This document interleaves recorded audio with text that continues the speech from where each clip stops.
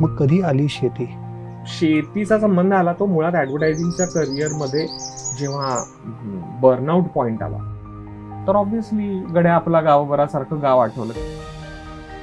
गाय दूध देते म्हणजे काय, मधमाशी मध देते म्हणजे काय. आता आपण इतके पलीकडे गेलो की आपल्याला वाटतं की हे सगळं हात जोडून माझ्यासाठी उभं आहे, मी फक्त पैसे मोजायची तयारी ठेवायची आहे. बरं. सो आपली सगळी यंत्रणा श्रीमंत होण्यासाठी कामी लावलेली आपण. ज्याला 45 डेज आणि मोर दॅन दॅट असे लागतात ते गाय एका रात्रीत कर.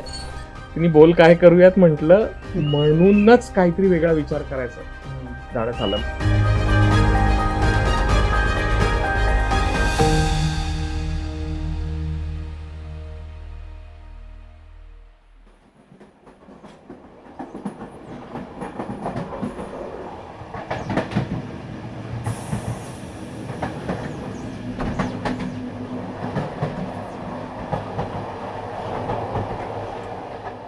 यांना ओळखलं?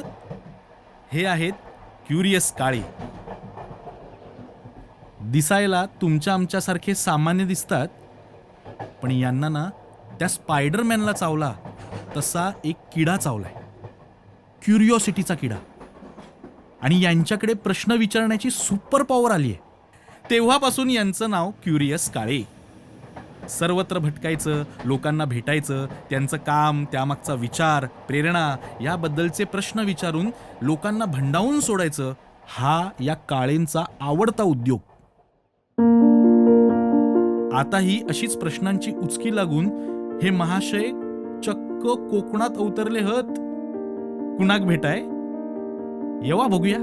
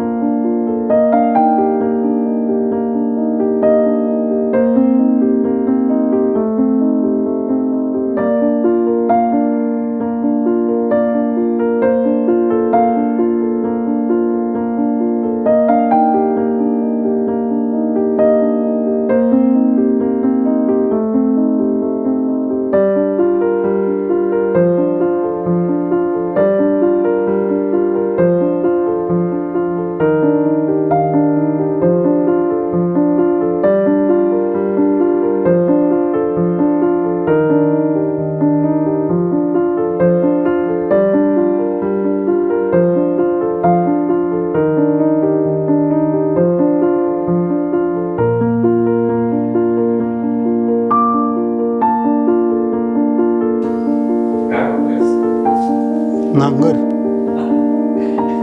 कसला आहे रे हा? आणि हा खरा आहे. आपण बाहेर जाऊन बोलूया का? हा? ये ना, ये.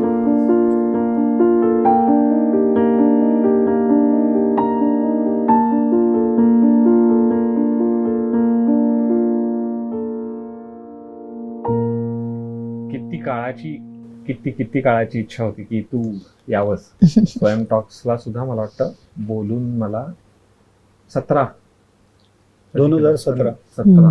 नाशिक.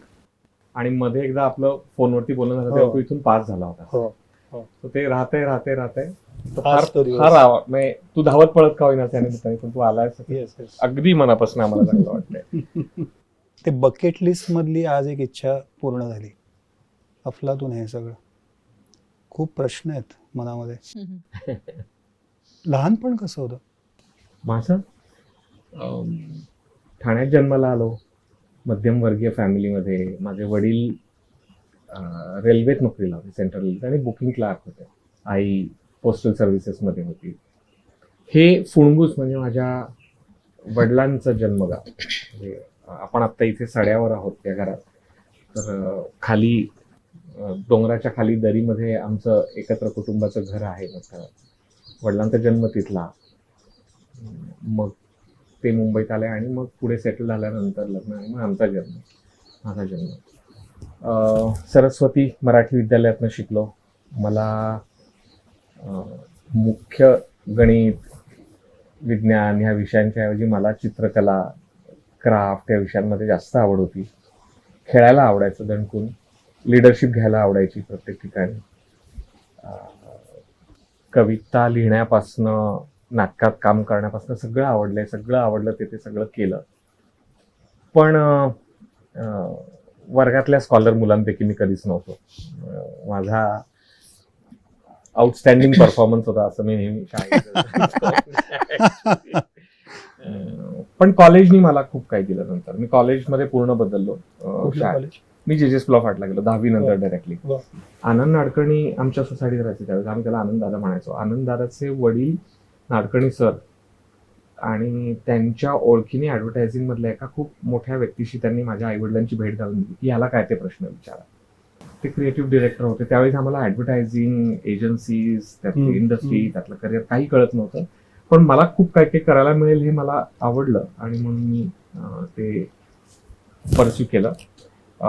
कॉलेजमध्ये असताना मला नाटकात काम करायची संधी आली. आम्ही ठाण्यातल्या एका संस्थेत दोघं त्यानिमित्ताने भेटलो. कला सरगम. संपदा, तू लहानपण कसं होतं? ठाणा मोहविद्यालय शाळेत शिकली मी. मग जोशी बेडेकर महाविद्यालय, ठाणा कॉलेजमध्ये ग्रॅज्युएशन, मग मुंबई विद्यापीठ. आई शिक्षिका, आजोबा प्रिन्सिपल होते ब्राह्मण विद्यालयाचे. माझ्या तिन्ही आत्या मुख्याध्यापिका होत्या ठाणे महानगरपालिकेच्या किंवा नंतर मुंबई महानगरपालिकेच्या शाळेच्या.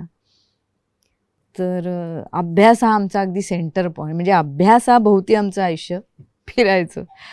पण समृद्ध बालपण गेलं. जे करायचंय ते कर, पण अभ्यास करून कर, असा एक पाठीमागे वाक्य असायचं. पण येस, छान समाधानी राहायला शिकवलंय घराने आणि सांगितलं जे करशील ते छान कर, त्यावेळेला तिथे तू असायला पाहिजे. संगीत होतं घरात, म्हणजे ऐकणारे कान होते. वडिलांना खूप नाटकांची हौस होती. 100 माझं ऑल द बेस्ट नाटक त्यांनी 150 वेळा पाहिलंय आणि तिकीट काढून. मी मगातपासनं तुमचं दोघांचंही ऐकताना हा विचार करत होतो की याच्यामध्ये शेती कुठेच नाहीये. कुठेच नाही. मग कधी आली शेती आयुष्यात?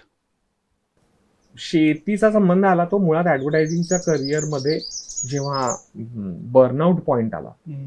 करिअरचाही नाही खरं तर, करिअर आणि शहरी लाईफस्टाईलच्या चुकीच्या पॉईंट्सवरती मीच पाय ठेवला होता. ते माझ्या बाबतीत झालं आणि मला त्याचा जो त्रास झाला त्याच्यातनं मला असं वाटलं की इथनं बाहेर पडलं पाहिजे. पण इथनं बाहेर पडायचं तर काय करायचं? तर त्या जे काही 5-6 वेगवेगळे ऑप्शन्स त्या 4-5 वर्षांमध्ये विचार करून झाले की हे नाही हे नाही हे. पहिला प्रश्न हा होता की आहे तो जॉब आवडत नाही, बदलूयात. मग लक्षात आलं की नाही, दिस इज एव्हरीवेअर, म्हणजे ते प्रश्न सुटणार नाहीयेत. मग ऍडव्हर्टायझिंग नाही, दुसरं काहीतरी. मग लक्षात आलं की नाही, हे फक्त ऍडव्हर्टायझिंग बद्दल नाहीये, हे या लाईफस्टाईल बद्दल आहे. मग असं वाटलं की मग कुठं जायचं? तर ऑब्व्हियसली गड्या आपला गावभरासारखं गाव आठवलं की तिथे गेलं ना की मस्त वाटतं, डोक्याला त्रास नाही, सगळ्यापासून डिस्कनेक्टेड. त्यातून गावाला जायचं तर करायचं काय हा शोध घेतला गेला. मग टुरिझमचा मुद्दा कधीतरी वरती आला. मग असं वाटलं की टुरिझम करायला हरकत नाही, पण मग इतक्या अनवट गावामध्ये जे काही मेनस्ट्रीम मधलं नाही, नकाशावरती ते कोणाला माहिती नाही, तर तिथे टुरिझम कसं होईल? मग ते थिमॅटिक असलं पाहिजे. तर कुठली थीम? मग मला ऍडव्हेंचर थीमची टुरिझमची आवड होती. मी कायम पॅराग्लायडिंग, रिव्हर क्रॉसिंग, ह्या सगळ्या बंजी जम्पिंग या गोष्टींकडे अट्रॅक्टेड होतो. मग असं काही केलं तर, मग ते नाही तर मग इको टुरिझम केलं तर, असं करत करत आम्ही ॲग्रो टुरिझम पर्यंत येऊन पोहोचलो. ॲग्रो टुरिझम काय आहे समजून घेण्यासाठी आम्ही सगुणाबागमध्ये गेलो आणि तिथे शेखर दादांकडनं, म्हणजे शेखर भडसवळेंकडनं, जे मी स्वयंमध्ये पण याच्याबद्दल बोललोय टॉक्समध्ये, बऱ्याचदा बोललोय. तरी सुद्धा आज जे कळते ते तेव्हा नव्हतंच कळत. पण नाही, शेती केली पाहिजे. आपल्या जमिनी अशा नुसत्या टुरिझमसाठी वाया नाही घालवायच्या. असं वाटून 2007ला आधी शेतीला सुरुवात केली, टुरिझम बाजूला ठेवून. 2007-2008ला शेतीचे छोटे छोटे जे काय आहेत ते प्रयत्न मी आता खूप निकरानं बसून ते सगळं जॉट डाऊन करायचा प्रयत्न करतोय. मी आनंदाच्या शेताची डायरी म्हणून एक डायरी लिहायला घेतली. वाचतो मी. अरे वा. सो ते करताना तो माझ्यासाठीच एक्सरसाइज आहे की खरंच काय काय घडलं होतं. सो शेतीला तशी सुरुवात झाली. मी थोडं मागे येतो. ऍडव्हर्टायझिंग बद्दल आपण बोलूया. ओके. तू तिकडे क्रिएटिव्ह डिरेक्टर वगैरे होतास आणि तुझ्या आवडीचं क्षेत्र होतं. हो. आणि तसं पाहिलं तर जे जे हवं ते सगळं तुला मिळालेलं होतं. काय असं होतं की जे तुला आवडत नव्हतं, खूपत होतं, असं काय होतं? मला असं वाटतं की माझेच काही निर्णय चुकले. म्हणजे जाहिरात क्षेत्रात काम करणाऱ्या प्रत्येकाला पश्चाताप व्हायला हवा का? तो काही गरज नाही. प्रत्येकाची दगडमाती वेगळी आहे. मला असं वाटतं की माझी माती तेवढीच होती. आज विचार करतो तर मला असं वाटतं ओके छान पैसे मिळत आहेत ना, ह्याच्यात मी आनंद मानला. हे माझं डिसिजन चुकलं असं मला वाटतं. आणि मग सुदैवाने 2-4 वर्षातच 5 वर्षातच ते लक्षात आलं की अरे हा तर ट्रॅप आहे. कारण आता मी माझ्यासाठी जे निवडलंय ती लेवल मेंटेन करायला मला ही न आवडणारी गोष्ट करत राहायला पाहिजे की हे मी कायम नाही करू शकणार. दिस इज सो इरिटेटिंग असं मला दिवसेंदिवस वाटायला लागलं. पण मग माझ्या गरजा कशा पुऱ्या होणार? माझ्या गरजा काही फार फॅन्सी होत्या अशातला भाग नाही.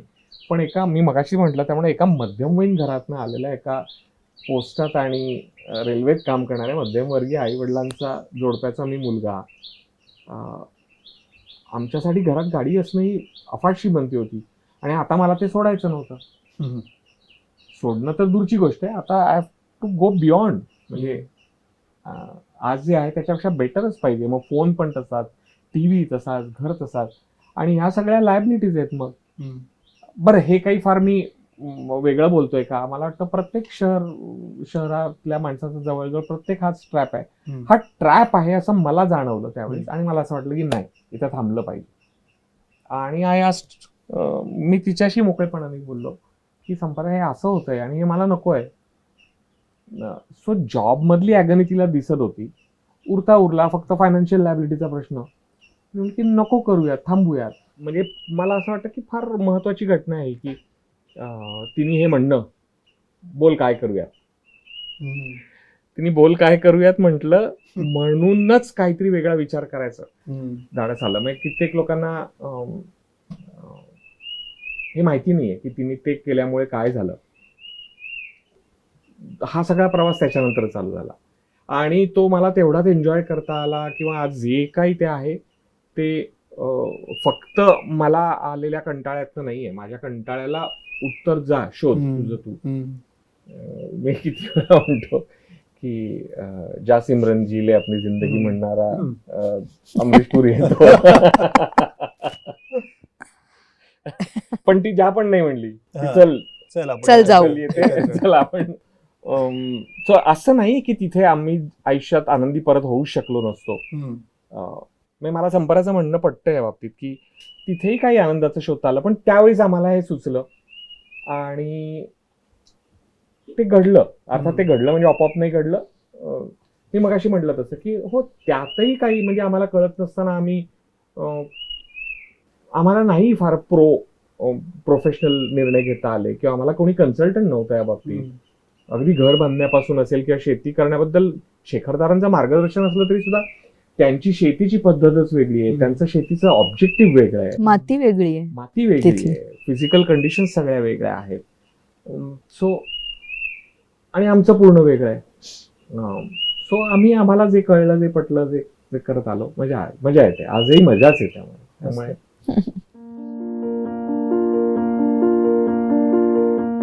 शेतीकडे वळलो किंवा शेती आमच्या आयुष्यात आली असं म्हणणं आहेत की आम्ही काही कोणी खूप मोठे इव्होल्युशनरी शेती नाही करत आहोत. आजही कोकणात कोणीही करतो तेवढी शेती आम्ही करतोय.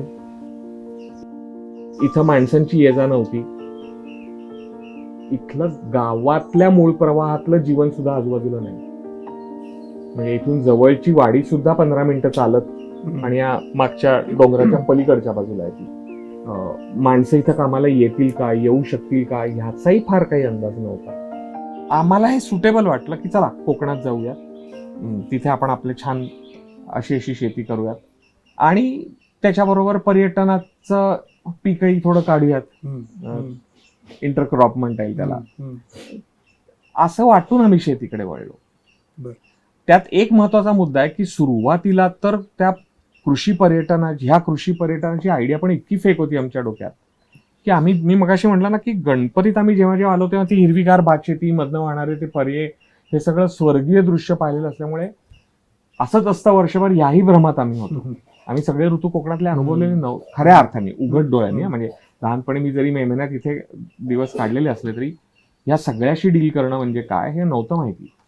सो सुरुवातीला आपण दाखवू की आंब्याच्या बागा आहेतच, घरातल्याही आहेत, लोकांच्याही आहेत, शेती दिसतेच, त्याच्यामध्ये कॉटेजेस बांधलं की झालं, अशा भ्रमातनं आम्ही सगुणाबागला पोहोचलो होतो. असं असताना शेखर दादांनी इतके पैसे मिळवतोस ना, छान, पण उद्या जेव्हा हे पैसे घेऊन तुम्ही दोघं मार्केटमध्ये जाल आणि जेव्हा विकायला काहीही नसेल त्या दिवशी काय खाणार आहात, डेबिट कार्ड की क्रेडिट कार्ड, काय जास्त चविष्ट लागेल, हा प्रश्न विचारल्यानंतर शेती या शब्दाचा इथं कुठेतरी संबंध आला. हा कुठला पक्षी आहे? हा सुभग म्हणून मराठीत आपण त्याला म्हणतो, हा. कॉमन ॲव्हरा. हा. बराचसा पिवळा, स्लाइट हिरवट झाक असलेला पिवळा आहे, त्याला काळे पंख, पांढऱ्या रेषा त्याच्यावरती, चिमणी एवढा साधारण पक्षी आहे. आमच्याकडे त्याला कोकणात ही सुखी ठेव असं म्हटलं जातं, असं तो म्हणतो, असं मानलं जातं. वा वा, मस्त. मला ना आत्ता एक वेगळंच काहीतरी आठवलं की मल्लिकार्जुन मनसूर त्यांच्याबद्दल बोलताना पु ल देशपांड्याने एकदा खूप छान सांगितलंय की ते असं म्हणतात की त्यांचं गाणं कसं आहे तर पक्ष्यासारखं गाणं आहे. आणि त्याने खूप एक अप्रतिम वाक्य आहे पुलंचं की the bird sings because it must, असं एक अप्रतिम वाक्य आहे. सो त्याची एकदम अचानक आठवण आली. वा. पण शेती करणं हे एक वेगळं टेम्परामेंट आहे, त्यासाठी एक वेगळं टेम्परामेंट लागतं. आणि आपलं सगळं मोठं होणं, आपलं अपब्रिंगिंग हे सगळं शहरातलं आहे. आणि आपल्यासाठी गहू तांदूळ म्हणजे दुकानात मिळणारा गहू तांदूळ. त्यामुळे आपल्याला त्याचे प्रकार माहिती नसतात, ते कधी पिकतं, हार्वेस्टिंग कधी, हेही आपल्याला त्याचं सायकल माहिती नसतं. पण मग हे शेती करण्याचं टेम्परामेंट हे तुम्ही आणलंत की तुमच्यात होतं कुठेतरी? सोनपळ जातीचा आम्ही भात जो उगवतो तो 145 दिवसाचा आहे. म्हणजे तो एकदा तू पेरणी केलीस आणि मग लावणी केलीस 21 दिवसांनी की लागणारा हा इतक्या दिवसांचा जो काळ आहे, तर हे जे थांबणं आहे हे आमच्या दोघांची जोडी बघशील तर माझा थांबण्याचा स्वभाव जास्त आहे, राहुलचा पण आहे. याचा प्रश्न नाही, मला प्रश्न मला थांबणाऱ्यांच्याच समोर नाही म्हणजे मीच खूप चांगल्या अर्थाने म्हणते की खूप खोट्या प्रेमाने आमची सुरुवातच नाही झाली, अगदी प्रेमविवाह असला तरी. त्यामुळे मला असं वाटलं की ह्याच्यासाठी आणि माझ्यासाठी हे कदाचित करेक्ट क्षेत्र आहे की तो आणि निसर्ग हे एका स्वभावाचे आहेत आणि त्या दोघांची सवय मला आहे. आणि आम्हाला काहीच माहित नव्हतं ना, हीच त्यातली जमेची बाजू आहे. राहुलवर ना एक मित्र म्हणून असा विश्वास होता की हा म्हणतोय ना तर नेमकं काहीतरी तो करणार, तो ते क्रॅक करणार, ती आयडिया तो पुढे नेणार. मला त्याच्याबद्दलचा विश्वास होता. त्यामुळे मला आणि त्याला निसर्गातलं काहीही कळत नसताना माझी थांबण्याची वृत्ती, हा माझं भांडवल, त्याची करण्याची वृत्ती, प्रत्येक गोष्ट करून पाहण्याची वृत्ती, हे त्याचं भांडवल, आणि याचं मॅरेज म्हणशील तर हे आनंदाचं शेत आहे. पुन्हा एकदा की शेतीचं टेम्परामेंट म्हणून खरं काही असतं का, तर मला प्रश्न आहे की खरंच असं काही असतं का? आज सर्वसाधारणपणे कोणीही आम्हाला हाच प्रश्न विचारतं की यात खरंच पैसे मिळतात का. पण आम्ही ही व्यावसायिक शेती हे एक वेगळं क्षेत्र आहे रे पूर्णपणे, म्हणजे त्याची गणितच वेगळी आहेत. आणि आम्ही त्याबद्दल अनभिज्ञ नाही आहोत, पण आमच्याकडे त्याचा अनुभव नाही आहे. त्यामुळे आम्ही त्याच्यावरती अभ्यासातून भाष्य करू शकतो, पण तरी सुद्धा मला असं वाटतं की तो अधिकार नाही आमच्याकडे. म्हणजे तो जो करतो तेच तोच करू जाणे. इथली जी शेती आहे ती मुळातच म्हणजे आमची गुरुमंडळीच इथली शेती करणारे लोक, आमचे सहकारी, ते स्वतःच्या पोटासाठी. सो पहिलं त्यांनाच विचारलं, तुम्ही काय करता, कुठल्या सीझनला करता, पेरणी कशी करायची असते, आणि बॅकवर्ड इंजिनिअरिंग की अच्छा हे असं का करतात, तर मग ते जाऊन पुस्तकांमधनं शोधा, पुस्तकांमध्ये वेगळं लिहिलेलं आहे. मग अगदी शेतीशास्त्रावरची पुस्तकं उचलून आणलेली आहेत. आजही तू आमच्या लायब्ररी बघशील तर हळदीची शेती कशी करावी, भाताची यशस्वी शेती कशी असते, याचा कोणीतरी ठोकताळे मांडण्याचा प्रयत्न केलाय. पण आज लक्षात येतं की तसं नाहीये. एकाच गावात आम्ही वरती डोंगरावर माथ्यावरती सड्यावर जी शेती करतोय भाताची, आणि गावात खाली इथून एरियल डिस्टन्स जिथं 2-3 किलोमीटर आहे तिथंच खाली करणारा माणूस, तिथली माती वेगळी आहे, ती गाळाची आहे. सो तिथली गणितं वेगळी आहेत. तर ह्याला ठोकताळे नाहीत. टेम्परामेंट म्हणशील तर चल शिकूयात, चल करूया आणि चुकूया. चुकायला संधी स्वतःला ठेवायला पाहिजे. जग काय म्हणेल ही नंतरची गोष्ट आहे. पण हे तिचं टेम्परामेंट आहे. हा, हे माझं हे नव्हतं. नाही, त्यांनी माझंच विचारलं हो. होतं त्यामुळे. पण मला पण सांग, त्याच्या हा. अनुषंगाने सांगायचंय की आम्ही जेव्हा येऊन ही सुरुवात केली तेव्हा पहिल्या 2 वर्षात मी चिडचिड केली माझ्याच बरोबर आणि माझ्या बरोबरच्या माणसांबरोबर. हे असं कसं, हे असं का झालं नाही. पण मग लक्षात आलं की यातनच आपण शिकतोय, आणि मग ते टेम्परामेंट माझं पण बनत गेलं.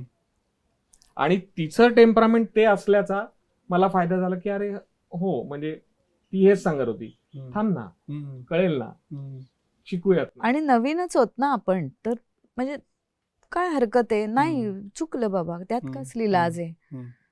त्यामुळे जास्त शिकायला मिळालं असं. कारण पहिल्या फटक्यात सगळं जमत गेलं असताना तर कदाचित प्रॉब्लेम लक्षात नसते आले आमच्या. त्यामुळे त्या चुकांमुळे उलट तिथे थांबून जास्त विचार झाला, मग आम्ही पुढे गेलो. त्या दिवसात तुला सांगते, कधीतरी माझ्याकडे ठाण्यातलं घरात त्याची एक खोली दुधी तर दुधींनी भरलेली असायची. कारण आम्ही दुधीवरचा प्रयोग करत होतो, कुठल्या जातीचं बियाणं, काय काय काय. मग झाले, खूप झाले दुधी, चला ठाण्याला. अरे राहुल, म्हटलं बाहेर गादी घालून कोणी पाहुणाला झोपायला जागा नाही, दुधीच दुधी आहेत. म्हणजे काही काही सणांना, विशेषतः शिक्षक दिनाला वगैरे माझ्या शाळेतले शिक्षक वाट पाहायचे की आता संपदाची टोपली येईल भाजीने भरलेली. कारण माझं आता तीच संपत्ती होती, आणि मी ठाण्यात आली की ती सगळ्यांना वाटत होते. कुठलाही तेव्हा एक तर पर्यटन, बिझनेस असा काही हेतू नव्हता. आधी आपण संपदा शिकूया, त्या मातीत होतंय तरी काय. कारण जसं म्हणतो तसं नेरळची माती वेगळी, पुण्याची वेगळी, ठाण्याची वेगळी, म्हणजे काय हे आम्हाला पीक दाखवत होतं. जेव्हा फर्स्ट टाइम जेव्हा इकडे आलात आणि पहिल्यांदा जेव्हा हा डोंगर बघितलात, जेव्हा जंगल बघितलं, तेव्हा त्यामध्ये आनंदाचं शेत दिसलेलं का? हो, दिसलेलं. हो हो हो. हा माझ्या ऍडव्हर्टायझिंगच्या करिअरचा फायदा आहे, व्हिज्युअलायझेशन. मी असं म्हणेन की आज उभं असलेलं चित्र 60 ते 70% त्या चित्राच्या जवळचं आहे जे मी बघितलं होतं. ते आनंदाचं शेत हे नेमकं नाव त्या डोक्यात नव्हतं. त्याच्यानंतरची प्रोसेस आहे, त्यातनंच जो आनंद मिळत गेला ना, की संपदाने आता उदाहरण सांगितलं भाजीचं, की भाजी कोणाला द्यायची आणि हे काय करायचा प्रश्न असला तरी इन्स्टंट ग्रॅटिफिकेशन, अरे आपल्याला येतंय उगवता, याचा आनंद होताच ना. मी आनंदातच असतो, कमाल, हे आलं, हे झालं, हे आलं, हे आलं. आणि आपल्याकडे 8 भाज्या आता संपदानी ठरवायचंय उद्या ते कुठे नेऊन द्यायचे, ते तिच्यावर टाकून मी गेलो. त्यामुळे मी कुरिअर सर्व्हिस होते. कुरिअर सर्व्हिस होती. या सगळ्यामध्ये कुठेही सेल्सचं प्रेशर नाही, कुठेही बिझनेसचं प्रेशर नाही. ह्यामुळेच ते आनंदाचं शेत झालं का? म्हणजे सुखाचं शेत म्हणण्यापेक्षा ते आनंदाचं शेत झालं असेल असं वाटतं अगदी मला. खरंय. ते सगळे ताणाचे बंधच तोडले असं म्हणूया. म्हणजे मला हेही माहित होतं की समजा जो ठाण्याचा फ्लॅट आहे, कदाचित तसं आमचं इथे काही असेल नसेल, आम्हाला यश मिळेल न मिळेल, हे पण आपण दोघं असू ना बरोबर. शर्वरी तर होतीच आमच्या बरोबर, तिला जे कळून घेत होती ते घेत होती, पण तिचा एक न काय शांतपणे सपोर्ट होता. आणि आम्ही शेतीची मॉडेल्स कोण ठेवली बरोबर? गावातली माणसं. की पावसाळा आलं की पेरण्या करतायत, त्यांना हवं तेवढं भात पिकवतायत. त्याचा ऍक्च्युली जीवनशैलीशी नेमका काय संबंध आहे हे बारकावे अजून बरंच आहे, ते एवढ्यात संपत नाही, इतकं ढोबळ नाही. ते नंतरच कळत गेले की एवढ्यात भागतं का, हा मुद्दाही तेव्हा कळला नव्हता की अच्छा तुम्ही भाताची शेती करता का. कधीतरी मला तर आठवत नाही पण सुरुवातीला मला असं वाटलंच असेल की त्याच्यात याला किती पैसे मिळणार आहेत. मग 2 वर्षाच्या की अरे नाही, अच्छा घरातच तुम्ही खाता, मग किती पुरतो, मग बाकीचा उरतो का, उरला तर तो टिकवता कसा, तो ठेवता कुठे. या सगळ्यातच या मंडळींनाच मॉडेल धरल्यामुळे कमर्शियल शेतीचा हेतू गळूनच पडत गेला, नाहीच उरला तो प्रश्न. मग आज आम्ही 40-50 वेगवेगळी पिकं वर्षभरातनं घेतोय. दारात मिरीचे वेल आहेत, आता शेतात बघशील तर आता अननस निघतायत. आज आपल्या दुपारच्या जेवणावरती अननस असेल कदाचित. कुळीत होतोय, भात होतोय, नाचणी होतीये, वरी होतीये, जुन्या पद्धतीची मिलेट्स रिवाईव्ह करायचा प्रयत्न चालू आहे. सगळ्या वेलवर्गीय भाज्या आम्ही करतो आहोत. टोमॅटो कांद्यापासून सगळं पिकवू पाहतोय. शक्यतो प्रयत्न असा आहे तिथपासनं ते रानभाज्यांची लागवड आहे, सुरणाची लागवड आहे, कंदांमध्ये 2-4 कोकणातल्या होणाऱ्या व्हरायटी. हे सगळं केलं तर अगदी आवळ्या कैरीपासनची फळं धरली तर 50-60 वेगवेगळ्या वस्तू. बरं यातलं काहीच विकायचं नाहीये. बरं, जे एक्सेस असेल ते ठीक आहे, ठेवून काय करायचंय म्हणून विकत देऊ, किंवा कधीतरी गंमत वाटली तर जाताना डझनभर चिकू पिशवीत घालून दिले, घेऊन जा खाऊ, की आम्ही समाधानी आहोत. हे करता यायला आम्हाला कृषी पर्यटन आणि होमस्टे या गोष्टीचा ते पीकच आहे. बरोबर. पण कृषी पर्यटनाची व्याख्याच ती आहे की हे आर्थिक सपोर्ट देणारं पीक आहे. सो आम्ही सस्टेनेबल शेती करतो, आम्ही स्वतः पुरताच्या पोटापाण्याची करतो, तरी सुद्धा आम्हाला ते परवडतंय. याला कारणच आम्हाला पर्यटनामुळे 4 पैसे मिळतात आणि आम्ही ते जगू शकतो आणि बरोबर काम करणाऱ्या सहकाऱ्यांना पगार देऊ शकतो. अगदी खरं. म्हणजे ज्या सोनफळचा मगाची संपदांनी उल्लेख केला, तो सोनफळ एक्झॉटिक पॅडी व्हरायटी आहे म्हणून आम्ही नाही करत होतो की त्याला उद्या 400 रुपये किलोने विकता येईल म्हणून नाही आम्ही तो जपत आहोत. 8-9 वर्ष वेगवेगळे प्रयोग केल्यानंतर, वेगवेगळ्या भात बियाण्यांचे प्रयोग करून पाहिल्यानंतर फार बेसिक मूल्यांमधनं आम्हाला जे काही कळलं शेतीबद्दलचं, बेसिक भान आलं. त्याच्यातनं असं वाटलं की किती छान ही जात कुठलेही नखरे न करता वाढतेय. तिला अत्यंत कमी यील्ड आहे, जवळजवळ 50% यील्ड आहे असं म्हटलं तरी चालेल. अशी जात आम्हाला सापडली. तर ती का लावायची, तर आम्हाला तो भात आवडतोय आणि आमच्या पर्पजला तो सर्व्ह करतोय. बरोबर. एवढंच लॉजिक आहे त्याच्यात. मगाशी तू कृषी पर्यटन आणि होमस्टे याचा एक उल्लेख केलास. तर जेव्हा हे सुरू करायचं किंवा आपण असं काहीतरी करूया असं ठरवलं असाल जेव्हा तुम्ही, तेव्हा त्याचा अभ्यास केला असेल, काही ठिकाणं बघून तुम्ही कदाचित आला असाल, तर यातलं काय करायचं आणि काय नाही करायचं हे कसं ठरवलं आणि काय ठरवलं? कारण याची खूप मॉडेल्स वेगवेगळ्या ठिकाणी आत्ता आहेत. एक तर मला असं वाटतं की त्यावेळेस खूप मॉडेल्स नव्हती. हा आमच्यासाठी एक थोडीशी संधी होती, रिलीफ गिव्हिंग बाजू होती. आम्ही जे पाहिलं ते एकमेव सगुणा बाग होतं. त्याच्या व्यतिरिक्त आम्ही जे पाहिलं ती इको टुरिझमशी रिलेटेड, त्यांनी ॲग्रो टुरिझम कधी क्लेम केलं नव्हतं. त्यातलं आम्हाला जे भावलं ते हे की अरे हे तितकंच वाईल्डरनेस आहे जितका माझ्या गावामध्ये आहे, तितकी झाडं आहेत, तसे झरे आहेत, तशाच पर्यांमधनं धबधब्यांमधनं आम्हाला जायला मिळते. हे तर आपण गावाला पण करतो की हा भाग होता. 1-2 ठिकाणं अशी छोटी मोठी आमचं जाणं झालं की जिथे आम्हाला होमस्टेच्या जवळचं वातावरण सापडलं, की रिसॉर्ट म्हणून जी आयडिया असते ती नव्हती. म्हणजे सगुणाबागमध्ये सुद्धा आम्हाला काही शेखरदारांच्या घरात राहायला नव्हतं मिळालं, तर त्यांच्याकडे कॉटेजेस होत्या त्यांच्या त्या मोठ्या शेताच्या पसाऱ्यामध्ये,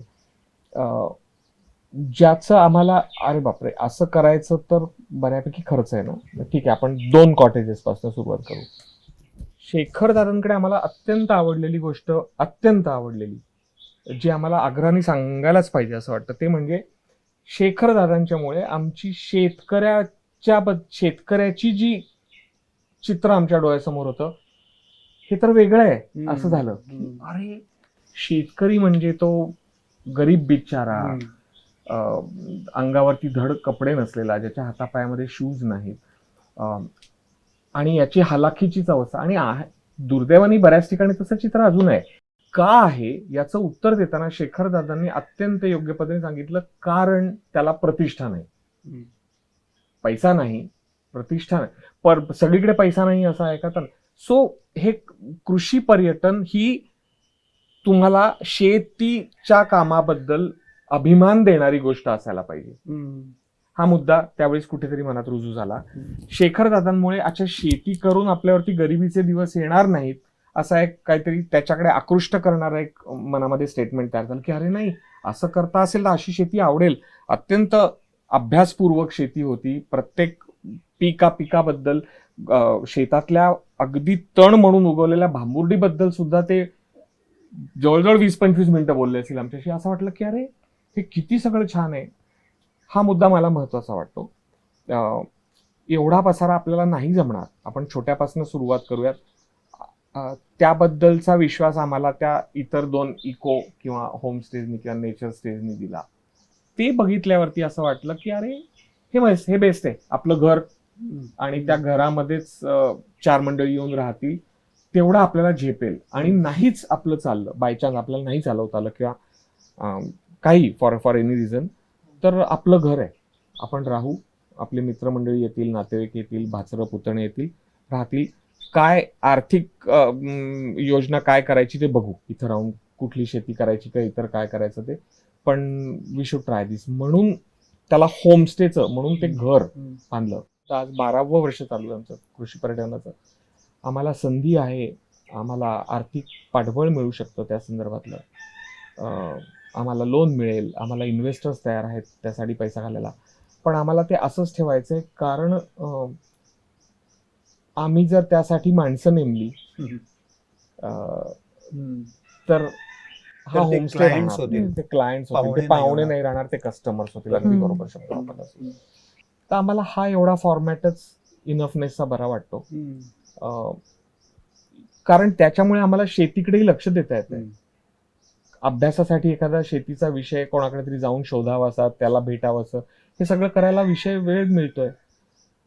आजही पहिल्यांदा 4च पिकं घेतली असतील तर आज 15 घेतोय. किंवा मी मगाशी म्हटलं तसं फोरेजिंग सकट सगळं धरलं, अगदी दारात लागणाऱ्या पपई आणि तुतीपासनं सगळं मोजलं.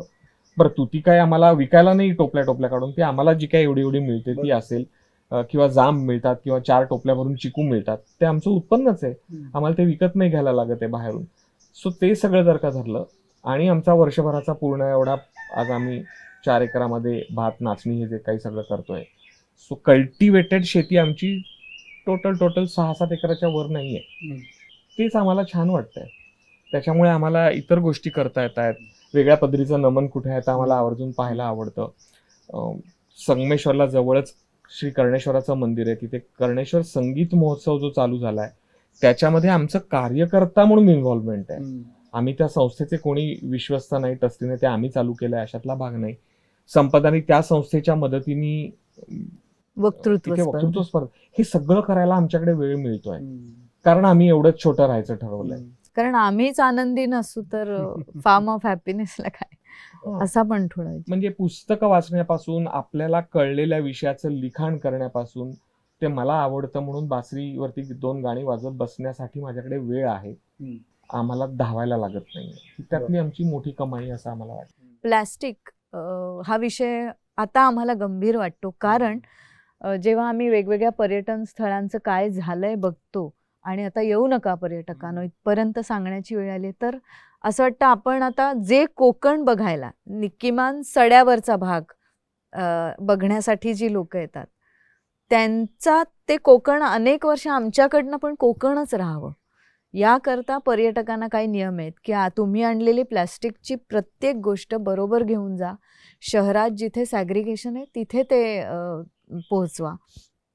पण इथे नाही, कारण तू बघितलंयस ना, आता एकमेव घर आहे मोठ्या परिसरामध्ये, इथे काही घंटागाडी येत नाही कचरा उचलायला. सो आमचंच ते नियोजन आम्हाला करायला लागतं की कुठे कचरा टाकायचा, कुठे अन्न उरलेलं द्यायचं. तर या सगळ्या गोष्टींचा जे आम्ही अगदी गाय बैल म्हैस हे आंबवणात काही अन्न जातं, काही कोंबड्या खातात, अगदी कढीपत्ता सुद्धा आमचा वाया जात नाही. असं असताना प्लॅस्टिक आम्ही कोणाला खायला घालणार? म्हणजे आम्ही नायलॉनची दोरी वापरतोच आहोत, छपरावरती गळू नये म्हणून प्लास्टिक घालतोच आहोत, बाथरूम मध्ये प्लास्टिकच्या बादल्या आहेतच. सो हे म्हणजे हे सगळं इको ड्रिव्हन आहे का? नाहीये नक्की. पण त्याचबरोबर इतर असंख्य गोष्टी आहेत की आज आमचं फ्युएल बाहेरनं येत नाहीये स्वयंपाकाचं, आणि फक्त लाकडं नाही तर आमचा गुरांचा संसार उभा राहिलाय.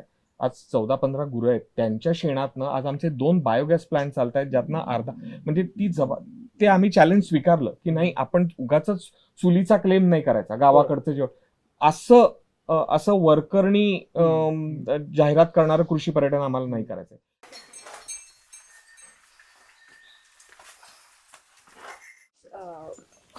जे फ्रेश शेण असतं 4-5 घमेली त्याची स्लरी तयार करतो पाणी घालून, आणि याला पाईप जोडलेला तो खाली जातो एका डोम मध्ये. पातळ स्लरी करून गुरुत्वाकर्षणाने आपोआप या डोम मध्ये येतं. इथे ट्यूब जोडलेली आहे, तिथून गॅस पास होतो आणि हे हलकं झालेलं शेण हे अटॅच आहे आपोआप वर येतं. गाईचं महत्व आपल्यासाठी तर साधं कळण्यासारखं असं आहे की एक समजा हे पान आहे हिरवं, याला पूर्ण माती होण्यासाठी 45 दिवस तरी लागतील. म्हणजे ते मरेल, ते वाळेल, ते कुजेल. आणि पण गाय जेव्हा असं हिरवं खाते गवत, तेव्हा तिचं दुसऱ्या रात्री त्याची माती झालेली असते, सॉइल झालेली असते, खत तयार होतं. खताचं दुसऱ्या दिवशी खत हा, होतं तिच्या रवंथ करण्यातनं, तिच्या 4 जठरांमधनं, आणि मग ते जेव्हा बाहेर पडतं तर ती मातीच जणू काय पुन्हा ती जे खाल्लंय ते ती परत देते. सो ज्याला 45 डेज आणि मोर दॅन दॅट असे लागतात, ते गाय एका रात्रीत करते. तर ते शेणखत म्हणजे काय, हे आमच्या लक्षात आलं की शेणखत हे दह्याचं विरजण आहे, कल्चर, बॅक्टेरियल कल्चर आहे. ते बॅक्टेरियाचं विरजण आहे. बॅक्टेरियाचं विरजण जेव्हा तुम्ही शेतातल्या काडी कचऱ्यावर पसरून टाकता, तेव्हा त्या काडी कचऱ्याचं विघटन व्हायला एक्सपिडिशनसाठी तुम्ही कल्चर देताय. तर फक्त शेणखत नाही, तर मग शेतामध्ये दूध असेल तर त्या विरजणाला अर्थ आहे, तर दही लागणार आहे. मग ते दूध काय, तर तो काडी कचरा, म्हणजे तण उगवली पाहिजे, इतर वनस्पती पाहिजे, त्यांचा काडी कचरा पडला पाहिजे, ते सगळं झालं पाहिजे. सो इथे आम्ही शेताचं हार्ट म्हणतो हे, म्हणजे आपण पिकवलेल्या अन्नधान्याचा सार्वत्रिक महाराष्ट्रात वापरला जाणारा शब्द कडबा, तर त्याची पुन्हा बारीक करून ते कुट्टी म्हणून जेवण घातलं, जनावरांसाठी खाद्य मिळालं, ते त्यांनी खाल्लं, त्यांच्याकडून विघटन करून ते शेण स्वरूपात मला मिळालं. शेण स्वरूपातलं मी ते वापरून त्यातनं बायोगॅस बनवला. बायोगॅस बनल्यानंतर बायोगॅस मध्ये त्याचं म्हणजे विघटन होण्यातनं बायोगॅस झाला. विघटन झालेली स्लरी पुन्हा शेतात सोडली की पुन्हा शेतातल्या इतर काडी कचऱ्याचं नियोजन झालं, त्याचं मातीमध्ये कन्व्हर्जन झालं, त्यांनी सांगितलं असं. दुसरं एक शेणावरच युनिट होम बायोगॅस, हा ब्रँड होम बायोगॅस म्हणून आहे. फूड वेस्ट वर पण हे चालतं, पण food waste आपण वरती हे पण शेणावर चालवतो, कारण शेण होतच एवढं. आणि आमचं फूड वेस्ट ह्या मंडळींच्या खाण्यासाठीच, म्हणजे सालांपासनं, देठांपासनं, म्हणजे तुम्ही फळांची कलिंगडाची सालं असू दे, केळीचे मागच्या घडाचे मधला हे असो, फणसाची पाव असू दे, टाकलेले गरे, चारकंड असू दे, जे काय असेल ते सगळं स्वाहा आहे. त्यामुळे त्याचं चावून छान लगदा करून अर्धे डिकम्पोजिशन करूनच पुढे देतात.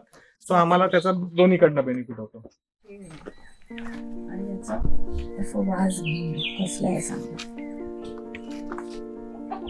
आता पावसात कमी येईल जरा, ऊन तापतं तेव्हा जास्त येतं. एकतर काही म्हणजे अजिबात वाईट वास अजिबात नाही, दुर्गंधी दुर्गंध नाही, नाही. आणि झाडाचा वास आहे कुठेतरी. मृदगंध म्हणतो, मातीचा वास. पावसाचा जो पहिला पावसाचा जो वास असतो तो हा.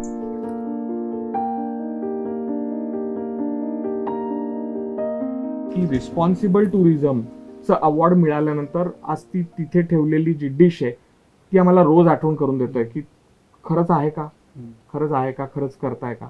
तर आम्ही हे जे सगळं काही वेगवेगळं करतोय, या सगळ्या वेगवेगळ्या करण्यामध्ये आपल्या हातून कमी चुका होतील याच्याकडे किमान आम्ही लक्ष ठेवतो.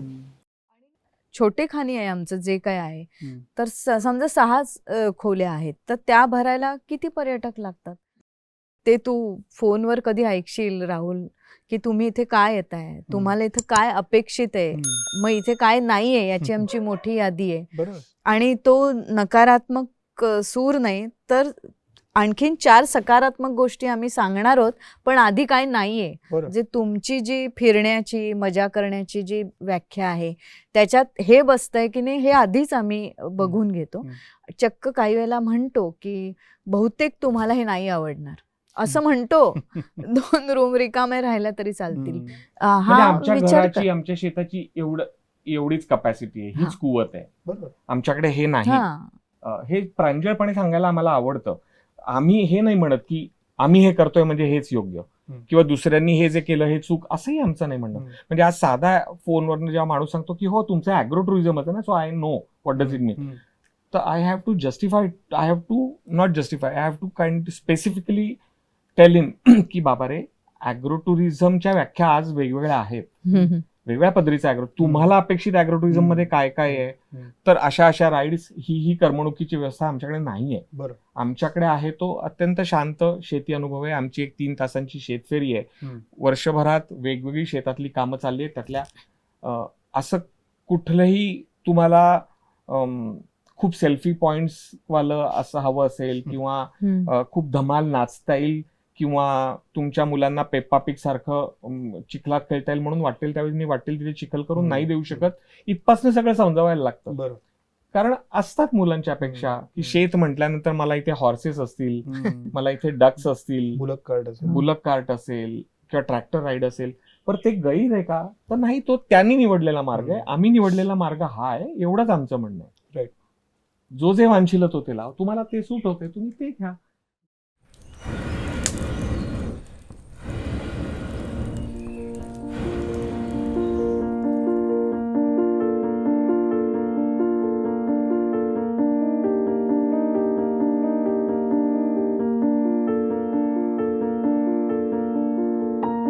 आहा, जेवणाची तयारी, ती देखील चुलीवर. क्युरियस काळे तिकडे गप्पा मारत बसले असले तरी त्यांच्या नाकाला सुगावा लागलेला असणार हे नक्की.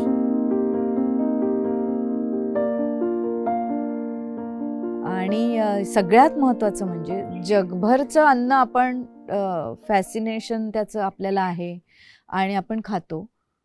मग तसंच आपल्याही अन्नाबद्दल आणि खाद्यपदार्थांबद्दल आपल्याला अभिमान का असू नये. आणि तो खूप छान पद्धतीने प्रेझेंट केला.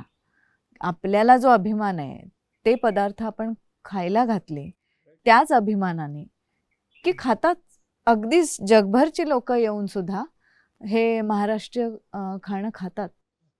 आणि मला वाटतं आपल्याला आपल्या गोष्टींबद्दल अभिमान आहे की नाही, प्रेम आहे का नाही, मग ते आपण तशा प्रेझेंट करतो आणि समोरच्यालाही ती भावना देतो. त्यामुळे आमची जी मंडळी आहेत आमच्याकडे जे काय म्हणू स्वयंपाक करतात त्यांना तर एवढा आनंद झाला की अरे आपल्या इथे कुळथाचं पिठलं होतं, कुळीत होतो कारण इथे, आणि हे लोकांना आवडतं. चाटून पुसून खातात, पावटा खातात, फणस खातात, आंबा तर खातातच. मग त्यांचा जो आत्मविश्वास वाढत गेला की अरे वा.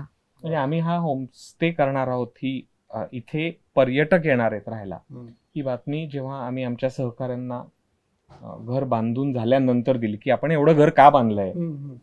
सो ह्यांच्यातला जेव्हा स्वयंपाक करणारा दत्तू आहे हे कळल्यानंतर, दत्तूचं म्हणणं असं होतं मी हॉटेलात काम केलेलं कुक म्हणून दादा, आणि मला इतके पदार्थ येतात. म्हटलं त्यातलं काहीच नाही करायचंय. मग मला ते कॉन्टिनेंटल, म्हणजे त्याला कॉन्टिनेंटल शब्द त्यांनी वापरला. तो म्हणाला ते बाहेरचं असतं ते नाही मला जमत, आणि मला तंदूरवर काम नाही करतात, पण चायनीज येतं, पंजाबी. म्हटलं त्यातलं काही नाही करायचंय, मग काय खाणार. मग तर मी त्याला म्हटलं की आज तुझ्या घरात दुपारी काय, आज काय, आता या दिवसात काय, फणसाची भाजी आणि भाकरी आहे. म्हटलं तेच, ते कोण खाणार. अशा स्वरूपाचा संवाद झालेला मला आठवतो. आजच्या जेवणाची गंमत सांगतो. आता आपण जेवणार आहोत, त्याच्यामध्ये आज भारंगीची भाजी आहे. हे पीक नाही, इट्स अ फॉरेस्ट व्हेजिटेबल.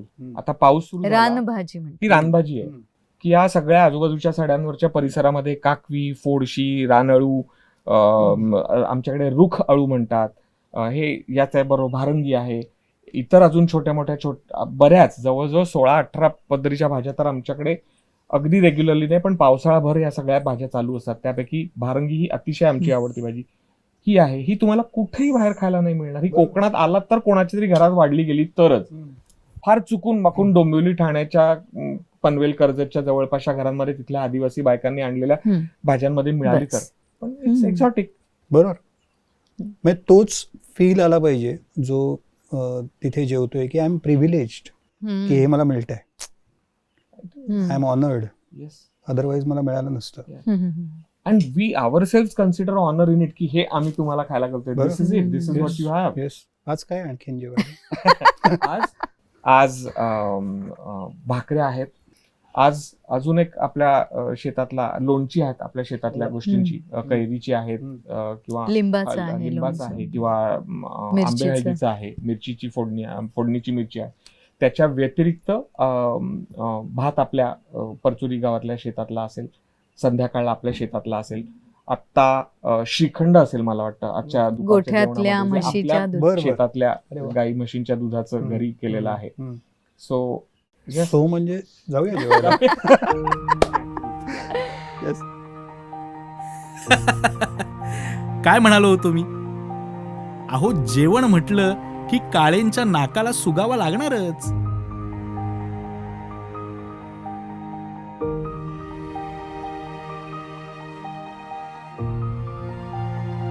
ती म्हटलं तर रानभाजी भारंगी कडसर असते चवीला, त्यामुळे उकडून त्याचं पाणी काढून टाकलं जातं आणि वाफवून केली जाते, त्यामुळे त्याला फोडणी वरण घालायची. तर याच्यामध्ये फोडणी आहे. काही म्हणा, आज या खवय्या माणसाची मजा आहे.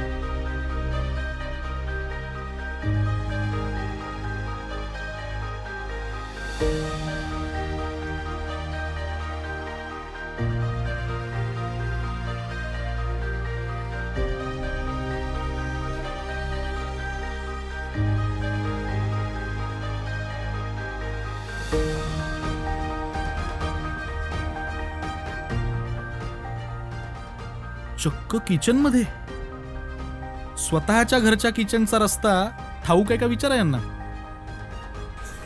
मी कापू का कांदा? हो का पण बघा बघा क्युरिओसिटी कशी उतू चालली आहे. असंच ना? हो उलटी सुरू इथपासून सुरुवात आहे. मी पण तेच म्हणणार होतो. So हे कापलेलं पाहिजे तर माझ्या पोह्यांमध्ये टाका. हो मिक्सिंग होते. एवढंच करू शकतो मी. हो ते ठीक आहे चांगलं. मला असं वाटतं ना ते टकटक आवाज आहे ना ते त्याचं सिक्रेट आहे, ते मी करत नव्हतं. डोळ्यात पाणी येतं? नाही नाही काय त्याचं सिक्रेट? काय कल्पना नाही त्याची. हा आनंदाचं शेत आहे ना, मग डोळ्यात पाणी कसं येईल? हा, शब्दांशी कसं खेळावं हे यांच्याकडून शिकावं.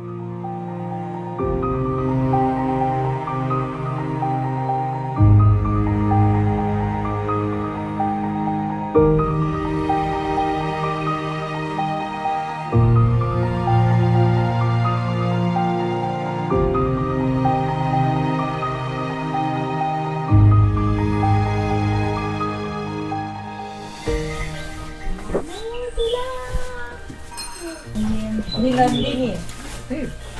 नंदिनी ही, चांदणी ही स्पॉटवरती आणि ही दुर्गा. लावायचा आहे ना हात तुला?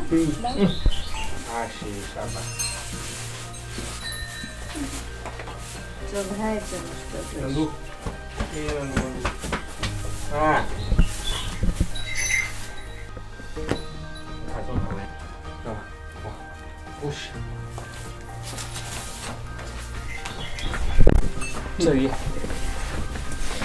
जीवामृताचं combination.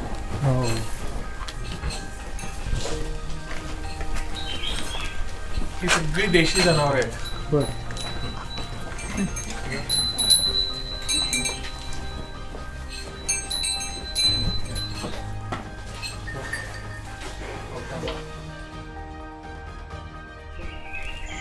काजू पडून आता काजूची गोळा करण्याची वेळ गेली. आता काजू असा त्याला कोंब येणार आहे. अच्छा.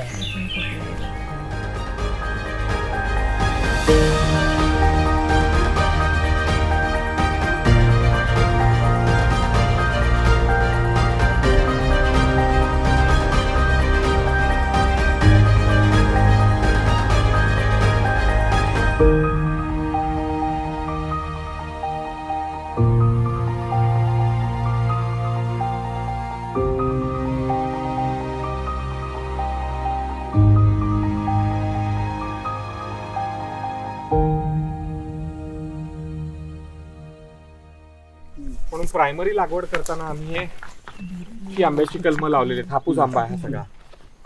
पण या हापूस कलमांच्या मधली जागा जी कुठल्याही आंबा बागायत तिथं आज तुला पाहायला मिळणार नाही कोकणात कुठेही, ती ही जागा भात शेतीसाठी आपण वापरतो.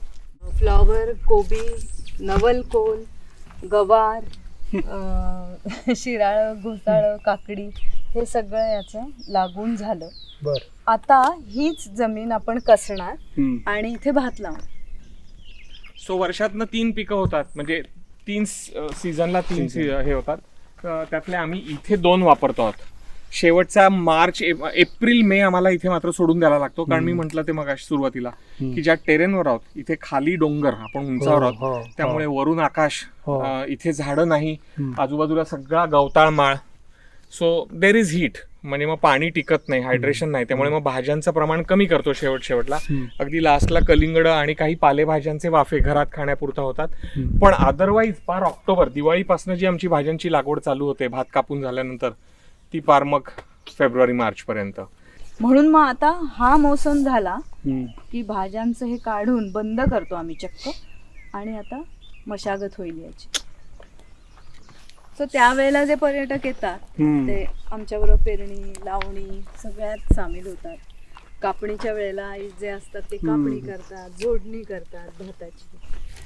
मगाशी आपल्या गप्पांमध्ये आपल्या सण आणि उत्सव असा एक विषय होता, आणि काही गोष्टी वाचल्यानंतर, काही गोष्टी ऐकल्यानंतर लक्षात आलं की या सगळ्याचा संबंध हा शेतीशी आहे. ऍब्सोल्युटली.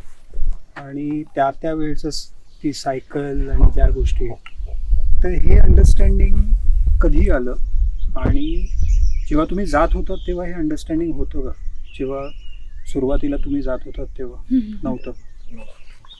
म्हणजे आमच्या कृषी पर्यटनाचा हा गाभा आहे खरं तर तू विचारलेला प्रश्न. कारण आम्ही तेच आयुष्य जगलो आहोत जे आज आमचे पर्यटक जगतात. सो आम्ही त्यांना हसत कधीच नाही, हा काय मूर्ख, तो अधिकारच नाही आमच्याकडे. आम्ही काही शेतकऱ्यांची बाळं नाही, बरं, आम्ही नव्याने आलेले या विषयामध्ये. सो आम्ही त्यांना सारखं फक्त हेच मात्र सांगू पाहतो की सण म्हणजे फक्त इंटेलिजन्स नाही आहे. 2 मुख्य शेतीच्या कृतींमध्ये किंवा 2 पिकांच्या सर्कलच्या मध्ये मोकळा वेळ मिळतो बरोबर तेव्हा दिवाळी येते. म्हणजे दिवाळी हा सण काही मानव निर्मित नाही, सण म्हणून आपण तो नेमका तेव्हा का, किंवा होळीचं का, तर रब्बीचा सगळं आटपल्यानंतर होळी येते. म्हणजे त्याचा थंडीशी संबंध आहे तो, म्हणजे त्याच्याबरोबर होलिका माता आणि त्याच्याबरोबर सगळी मायथॉलॉजी हे सगळं आहे. पण मूळ कृती म्हणजे इतर कित्येक सण आहेत जे शहरांमध्ये माहीत नाहीत, किंवा पूर्ण महाराष्ट्रात. आता कोकणामध्ये आमच्याकडे जागर आहे, आराधन आहे, अशा छोटे छोटे इतर मधले सण आहेत, ते पण बरोबर. म्हणजे भात लावणी आटपली की मग पार भात कापायला जायचोवर काही कामं नाही, म्हणजे बांधावरती आलेलं तणबिण काढून टाकलं की त्या मोकळ्या वेळामध्ये बरोबर छोटे सण येतात. मग त्यावेळेस देवळात सगळ्यांनी एकत्र जमणं, त्याच्या निमित्ताने भजन कीर्तन होणं, या सगळ्या गोष्टी करतात. तर तेही सण आहेत. सो हा सगळा संबंध म्हणजे शेती म्हटल्यावरती हुरडा कोकणात नाही आहे. कोकणामध्ये पोपटी आहे. म्हणजे आम्ही रब्बी हंगामात, म्हणजे भात कापणी झाल्यानंतर, भाताचं पहिलं खरीपाचं पीक ओसरल्यानंतर जे सेकंड कडधान्यांचं पीक घेतलं जातं, त्याच्यामध्ये तुरीची शेंग आहे, त्याच्यामध्ये पावटा आहे, त्याच्यामध्ये कंद लावलेले हार्वेस्ट झालेले असतात ते आहेत. सो पोपटी म्हणजे ऍक्च्युली त्या पोपटासारखे हिरव्या रंगाची, पोपटी रंगाची कदाचित असा अर्थ असावा त्याचा, की ती कोवळी शेंग आहे. जसं हुरड्यामध्ये कोवळ्या कणसाचा दाणा, तसं इथे कोवळ्या, मग तेच वरती मला वाटतं गुजरातमध्ये पण वालपापडीचं पण तेच लॉजिक आहे की तो उंधियो म्हणजे काय, तर नेमकं त्यावेळेच्या हार्वेस्टचं सगळं ते एकत्रीकरण आहे. पण मग त्यावेळेला जे लॉजिक होतं सगळ्या या गोष्टींना, की ज्याचा शेतीबरोबर संबंध होता, ते आजही ते अप्लाय केलं जातं का गावांमध्ये? काही अंशी केलं जात आहे, बऱ्याच अंशी ते सुट्टंय असंही आम्हाला वाटतं. आता दिवाळीमध्ये इथे वाघबारशी म्हणून एक छोटासा सण होतो. तो म्हणजे असा की आता हे दगड आहेत ना, या दगडात जेवढा शेड्स आहेत या लॅटराईट मध्ये, म्हणजे पिवळी शेड आहे, पांढरी आहे, लाल आहे, जांभळी आहे, तर ह्याचे वेगवेगळ्या बाजू घासून कलर करतात आणि त्याच्या अशा वाघाला असतात तशा मिशा काढतात, पेंढ्याची शेपटी जोडतात. मग त्यांनी एका झाडाभोवती फिरायचं आणि बाकीच्यांनी गरम भाताचे गोळे त्यांना मारायचे. बर काही म्हणजे गावांमध्ये शेणाचे काही मारतात. गावांमध्ये शेणाचं, की वाघा तू जा इथून पळून आणि आता आम्हाला 12 महिने त्रास देऊ नको. तर ते वाघ बारशी असं बर. म्हणतात ते. बर. मग ती मुलं धावत तेव्हा पुरती वाघ असतात, मग नंतर काही फेऱ्या मारून पळून पाण्यात जातात, नदीत विहिरीत उड्या मारतात आणि मग तो सगळा रंगबिंग धुवून पुन्हा माणसं होऊन येतात. मला ते हॅलोविनशी साधर्म्य वाटतं त्याचं. बरं, तेव्हा बरं. भात पूर्ण वा. झालेला असतो ना आणि ऑक्टोबर मध्ये. सो ह्याला धोका काय आपल्या गुरांना, घरात असलेल्या बकऱ्यांना, त्यांच्या बरोबर असणाऱ्या कुत्र्याला, मांजराला, तर वाघाचा. वाघ म्हणजे लेपर्ड, इथे मोस्टली लेपर्ड्स आहेत. Right. सो बिबट्या. या गवताळ प्रदेशात चरवण्याचं काम करताना म्हणजे गुरांना घेऊन यायचं आणि चरायला सड्यावरती यायचं, तर सगळ्यात जास्ती एन्काउंटर कोणाबरोबर झालं असेल तर ते लेपर्ड बरोबर. सो लेपर्ड हा असला पाहिजे हेही मान्य आहे. त्यामुळे त्या लेपर्डची, त्या वाघाची आणि पूर्वी ढाण्या वाघ म्हणजे पट्टेरी वाघ पण होतेच कोकणामध्ये, त्याची पूजाही करायची. पण ॲट द सेम टाइम त्याला सांगायचं की गावाच्या सीमेच्या आत तुला एंट्री आहे, तू तिकडे राहा, जंगलात राहा. शहरामध्ये आता काही लोक आहेत की ज्या लोकांना त्यांच्या घरी काही शेती नाही आणि काय जी काय कारणं असोत, पण त्या माणसांना आता शहर सोडता येत नाही. मग अशी जो ट्रॅप शब्द वापरला आज, ती सगळेजण आम्ही ट्रॅपमध्ये आहोत. काय ती माणसं असं करू शकतात की त्या ॲटलिस्ट त्या सस्टेनेबिलिटीचा जे जगणं आहे त्याच्या एक पाऊल ते त्याच्या दिशेने जातील? अन्नभान. सो आम्ही पण हे समजून चुकलो. म्हणजे सुरुवातीला कदाचित फार्म टूर करताना आमच्याकडनं थोडं आग्रहाने सांगितलं गेलं की नाही तुम्ही पण शेतीत यायला पाहिजे, तुम्ही पण शेतीत यायला पाहिजे. पण आता ते दिसतंय की आपण किती ओरडून सांगितलं म्हणून तसं होणार नाही.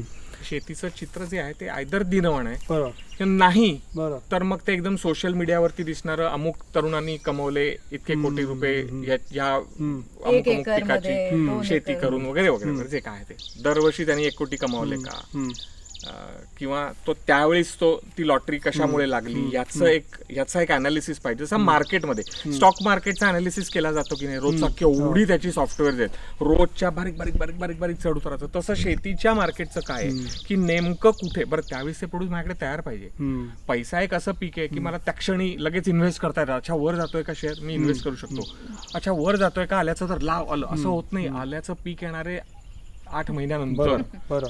तेव्हा काय मार्केटची स्थिती असेल त्याप्रमाणे रिझल्ट मिळणार आहे. आजच्या स्थिती पण हे जे काही आहे, तर हा एक मोठा मुद्दा आहे की जो मिसिंग आहे. जो खाणारा आहे त्याची या सगळ्या गोष्टींपासून फारकत. म्हणजे नेमकं भात म्हणजे काय, चांगला भात म्हणजे काय? चांगला भात म्हणजे काय, ऑर्गॅनिक म्हणजे काय, वनस्पती म्हणजे काय, गाय दूध देते म्हणजे काय, मधमाशी मध देते म्हणजे काय, झाडांनी फळं देणं म्हणजे काय, आपण कुठलं कधी. पूर्वी तो प्रश्नच उभा राहत नव्हता, ते आपोआप होत होतं. आता आपण इतके पलीकडे गेलो की आपल्याला वाटतं की हे सगळं हात जोडून माझ्यासाठी उभं आहे, मी फक्त पैसे मोजायची तयारी ठेवायची आहे. बरं. सो आपली सगळी यंत्रणा श्रीमंत होण्यासाठी कामी लावलेली आहे आपण, आणि त्याचं भान सुटलेलं आहे. त्याचं भान सुटण्याचा परिणाम म्हणून अन्नदाता सुखी भव असं आपण अगदी ताटाला नमस्कार करून उठणार की वा वा वा तृप्त झालो अन्न, ह्याच्या पलीकडे जाणं आवश्यक आहे, ज्याला आम्ही म्हणतो अन्नभान. आपण काय मागतो आहोत, आपल्याला जे हवंय ते करण्यासाठी, ते होण्यासाठी. म्हणजे मगाचा विषय की देखणं अन्न निर्माण करण्यासाठी नेमकं काय घडतंय. आज आता काजू आंब्याच्या बागांमध्ये की आंबा हवाय म्हणून काय केलं जातंय कोकणामध्ये, आंबा लवकर येण्यासाठी काय केलं जातंय, आंबा जास्ती येण्यासाठी काय करायला लागतंय, आंबा गोडच गोड व्हावा आणि तो वर्षभर मिळावा म्हणून कुठली यंत्रणा कामी लावतो आहोत आपण.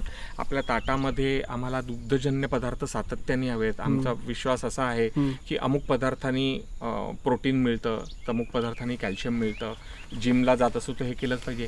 हे फार शालो आहे, बरं, भयंकर शालो आहे. ह्याच्यामध्ये जो ब्रिज आहे, जो खरा शेतकऱ्याच्या थ्रू जातो, तो पूर्ण मिसिंग आहे. सो अन्नभान म्हणजे आजच्या घडीला प्रत्येकाने, जेवढं तुम्ही आम्ही क्रिकेट डिस्कस करतो तेवढं अन्नाबद्दल चर्चा व्हायला पाहिजे. वास्तविक पाहता क्रिकेट आपण कधीही सगळेजण काही खेळत नाही, खेळायला जाणारही नसतो, पण अन्न आपण रोज सगळे खातो. म्हणजे कशावर चर्चा करणं जास्त गरजेचं आहे. आणि तू म्हणालास तसं की मग ज्यांचं हे सुटलेलंच आहे याचं भान किंवा अंतर पडलेलं आहे, त्यांनी काय करायचं, तर त्यांनी योग्य अन्नाचा साठा कुठे आहे ते शोधायचं. आणि ते उत्तर राहुल संपरा किंवा नवीन देणार नाही. आपल्या देशात किंवा आपल्या प्रांतात कुठे चांगलं अन्न मिळतं यासाठी थोडी धडपड करा. मोबाईल कुठे जन्मापासून होता तरी शोधलाच ना आपण चांगला. तसं अन्नाबद्दल एकदा ते भान आलं की की ते मग आपोआप ती गुगल धडपड. काय, युट्यूब काय, सगळे तुमच्या हाताराशी आहेत उभे. पण तुम्ही ते नॉलेज मिळवू पाहता का? बरोबर. त्याची गरज वाटते का? आणि कधीतरी अन्न संपणार आहे याची भीती तुमच्यापर्यंत पोहोचली आहे का?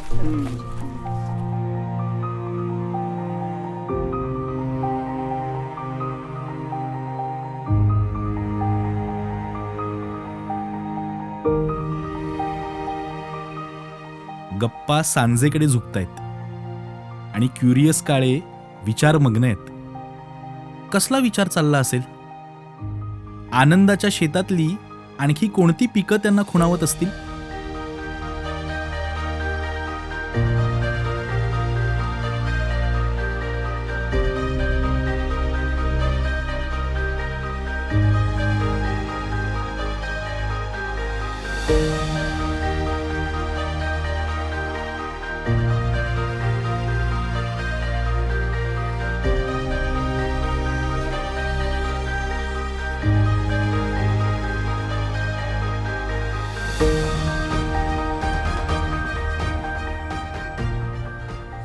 अप्रतिम आहे शिल्प. हे केलं आहे भगवान रामपुरे. हो. अगदी प्रथितयश आणि खूप गुणी शिल्पकार आहेत, सोलापूर.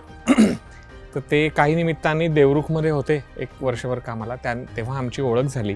फार जुजबी ओळखीवरती खूप छान संबंध आला, म्हणजे चांगली मैत्री झाली. आणि कलामोहर ह्या आमच्या शेतातल्या उपक्रमाला त्यांनी यायची तयारी दाखवली. म्हणजे आमच्यासाठी आंधळा मागतो एक अशी परिस्थिती होती. सो कलामोहरच्या 2 दिवसांच्या 3 दिवसांच्या त्या उपक्रमामध्ये त्यांनी लाईव्ह केलेलं हे पोर्ट्रेट आहे आमचं दोघांचं.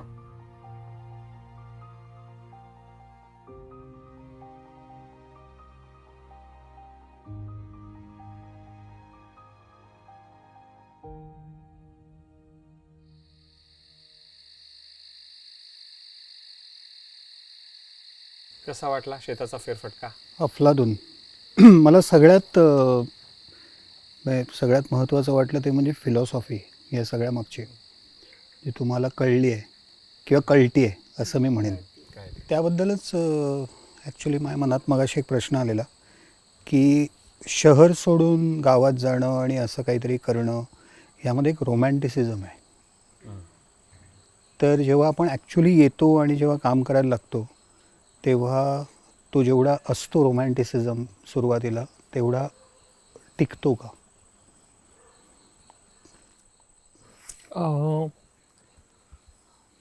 हो, नक्की.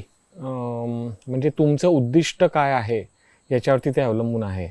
मला असं वाटतं की तुमचं तानाजीसारखे दोर तुम्ही कापणार नसाल तर तो रोमॅन्टिसिझम टिकत नाही. कारण तुम्हाला सातत्याने to fall back on something ही सुविधा उपलब्ध आहे. आणि त्याच्यामुळे मानवी कन्व्हिनियन्सच्या प्रेमापोटीच्या स्वभाव, म्हणजे तो जो माणसाचा स्वभाव आहे त्यापोटी थोडंसं आपल्या कम्फर्टेबल आयुष्याकडे परत जाण्याचा मोहापोटी तो गळून पडू शकतो. पण तुमचं जर कन्फर्म असेल आणि तुमचं ऑब्जेक्टिव्ह ठरलेलं असेल तर नक्की तो रोमॅन्टिसिझम तेवढाच एक्सायटिंग राहतो काय. मगाशी फेल्युअर्सबद्दल आपण बोललो की बरेच प्रयोग तुम्ही केलेत, काही फसले, काही वर्क झाले असं आपण म्हणू. तर असं कधी वाटलं की हे सोडून आपण निघून जाऊया? नाही, कारण ना मुळात ते प्रयोग चला आम्हाला काहीतरी प्रूव्ह करायचंय, काहीतरी वेगळं करून दाखव म्हणूनचे नव्हते.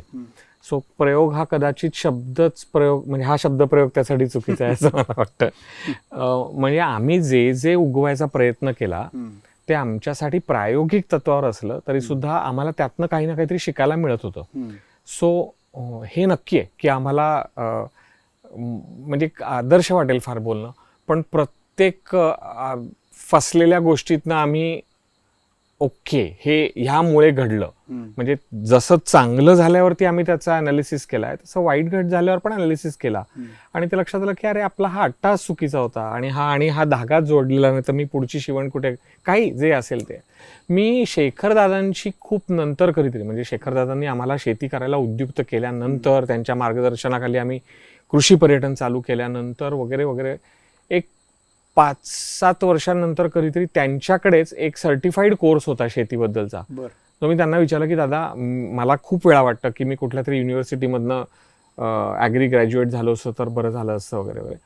पण त्यांनी मला सांगितलं की तुझं शिक्षण मोस्ट इम्पॉर्टंट आहे तू जे घेतोयस ते, कारण ते स्वतःचं स्वानुभवाचं आहे आणि यू विल नॉट नीड हे आमचं बोलणं झाल्याचं मला चांगलं आठवतं की तू नकोस त्यात पडूस, काही आवश्यकता नाही, तू तो वेळ तुझ्या शेतावरच घालव. याचं डॉक्युमेंटेशन केलं की काय काय फसलं, काय गोष्टी बिघडल्या याचं? केलं नाही, म्हणजे फोटो डॉक्युमेंटेशन कायम करत आलो. बरं. सो माझ्याकडे प्रत्येक पिकाचा माझ्या डोक्यामध्ये रेफरन्स आहे. आता ते उतरवण्याचं काम चालू आहे. हे आधी करायला पाहिजे होतं असं नेहमी वाटत आलं. आता तो बॅकलॉग एवढा मोठा आहे की मला तो किती वेळ पुरणार, किती वेळ लागणार आहे माहिती नाही. पण आता दुसऱ्या कोणाला नाही पण एकतर मलाच आणि संपदालाच ह्या सगळ्या प्रवासाकडे पुन्हा अभ्यासात्मक दृष्टीने बघावं असं वाटतं. दुसरं असं की that probably will be the most valued input किंवा आमच्याकडनं आमच्या पुढच्या पिढीला काय देणं होणार आहे तर हेच आहे, दुसरं नाही माझ्याकडे काही द्यायला. परवा ना एक छान पोस्ट आलेली की असं एक 95 वर्षाचे एक आजोबा असतात आणि हॉस्पिटलमध्ये ॲडमिट होतात आणि शेवटची अशी एक वेळ येते की व्हेंटिलेटरवर आता त्यांना ठेवायला लागेल. तर डॉक्टर त्यांना एक सांगतात की एक शेवटची एक फॉर्मॅलिटी म्हणून तुम्हाला सांगायला आलो आहे की कदाचित तुम्हाला व्हेंटिलेटरवर आम्हाला ठेवायला लागेल. तर ते रडायला लागतात, ढसाढसा रडायला लागतात. तर डॉक्टर म्हणतात की डोंट वरी, तुम्ही बरे व्हाल, फक्त एक फॉर्मॅलिटी म्हणून सांगायला आलो. तर ते खूप छान उत्तर देतात. ते म्हणाले मी मरेन याची भीती नाही आहे, पण 95 वर्ष मी फुकट ऑक्सिजन वापरला आणि त्याचं कधी मी मोल केलंच नाही आणि आज मी लाखो रुपये त्याच्यासाठी भरणार आहे. तर आता हे तू म्हटल्यानंतर मला आता एकदम ते आठवलं की आपल्याला त्याचं मोलच नाही आहे. मग अशी तुम्ही अन्नभान आणि ह्या सगळ्या विषयावर दोघंही जण बोलत होतात तेव्हा मला तेच जाणवत होतं की रोज आपण जे खातोय त्याला आपण इतकं टेकन फॉर ग्रांटेड केलं आहे की आपलं कोंबतोय आपण अन्न, आपण ते भान नाही आहे. मगाशी आपण म्हटलं तसं आपण चावून खात नाही आहोत आणि त्यापेक्षा त्यावर विचारही करत नाही आहोत की कुठून आलं असेल हे सगळं.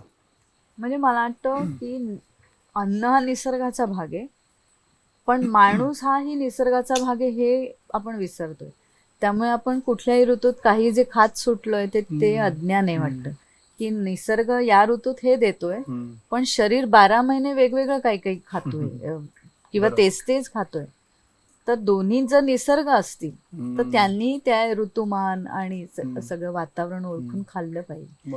म्हणजे जसं आंबा उष्णतेतच निर्माण होतो तर तेवढी हीट बाहेरची वाढली असेल तेव्हाच आपलं पोट तयार असतं आंबा पचवायला. हा जो निसर्ग जोडणारा धागा तो विसरतोय. तो इथे आम्हाला सुद्धा यात पडल्यावरच कळला. 12 वर्षांनी या सगळ्या गोष्टींचा अभ्यास करताना आणि विशेषतः असं इथे राहताना निसर्ग सर्टन आहे असं वाटतं की अनसर्टन? निसर्ग आहे ना तो आपल्या आवाक्याच्या बाहेर आहे जे आहे ते असं वाटतं. म्हणजे हे जे बदल होत आहेत त्याला आपण आपल्या उपलब्ध ज्ञानावरनं लेबलिंग करतोय, पण ब्रह्मांड त्याही पेक्षा वेगळं आहे. त्यामुळे ते त्याच्या गतीने आणि त्याच्या परिणामांना उत्तर म्हणून वागतंय, ज्याला आपण सर्टन अनसर्टन असं म्हणतो. की आपण एखादा म्हणतो की काय उगाच चिडला माणूस, पण त्याला त्या चिडणाऱ्या माणसाकडे त्याचं लॉजिक असतं. तसं निसर्गाकडे निसर्गाचं लॉजिक आहे. त्यामुळे मी त्याला अनसर्टन म्हणणार नाही. आम्ही त्याची पावलं ओळखून आता चालायला पाहिजे आणि आमच्या कृतीची पावलं ओळखून आम्ही कुठे थांबायचं हे कळून घ्यायला. निसर्ग एका प्रचंड मोठ्या जलाशयासारखा आहे.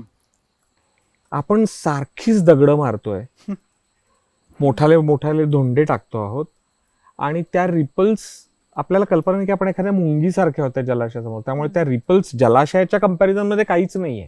त्या उठतील, विरतील, पोटात मोठाला धोंडा तो साठवून घेईल, काही मिलीमीटरनी मायक्रोवेव्हनी त्याच्या पाण्याच्या पातळीत वाढ होईल वगैरे वगैरे वगैरे. पण आपण जर मुंगीसारखे जर त्याच्यासमोर असू तर ती रिपल आपल्याला झेपणारी आहे का? आपला अख्खं वारूळ घेऊन जाईल तो तरंग,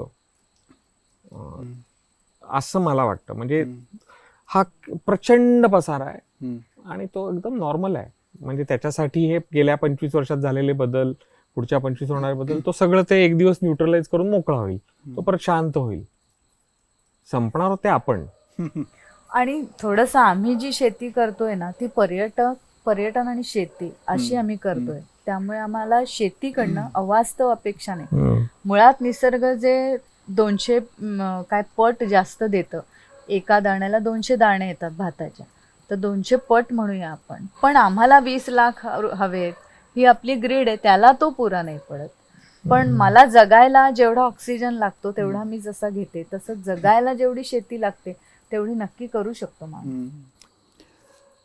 मगाचपासून मी गप्पा मारतोय ना तुमच्याबरोबर, तेव्हा असं एक लक्षात येत आहे की खूप तुम्ही चढ उतार बघितलेत आत्तापर्यंत. म्हणजे 12 वर्ष तर आहेच, हो, पण त्याच्याही आधी. हो.